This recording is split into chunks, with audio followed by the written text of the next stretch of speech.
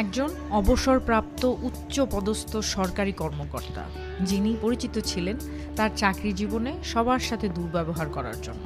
অবসরে 5 বছর পর তার পুরাতন অফিসে গেলেন কিছু জরুরি কাগজপত্র তুলতে। দুঃখজনক হলেও সত্য, আজ কেউ তাকে অভ্যর্থনা জানালো না, কেউ এগিয়েও এলো না। বেশিরভাগ কর্মচারী তাকে চিনেও না চেনার ভান করলো, অথচ একদিন তিনিই ছিলেন এই অফিসের বস। তখন একজন নবীন অফিসার, যে সপ্তাহখানেক আগে যোগদান করেছে, এগিয়ে এসে তার কাছে পরিচয় ও আগমনের কারণ জানতে চাইল।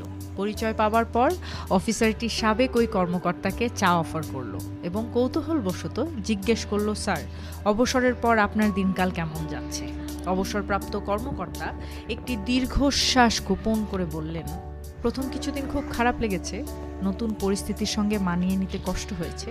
এখন আমি বুঝতে শিখেছি, দাবা খেলার শেষ রাজা এবং সৈনিকদের একই বক্সে রাখা হয়। পদ মর্যাদা, বংশ পরিচয়, উপাধি, পদবি, শান শওকত এসবই অস্থায়ী।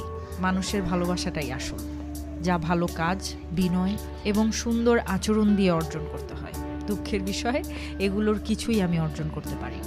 এখন এই গল্প থেকে আমরা কি শিখতে পাই? সময় যার যার জীবনের হিসাব করায় গণ্ডায় বুঝিয়ে দেয়। এই সহজ সত্যটা সময় থাকতে আমরা কেউ বুঝতে চাই না।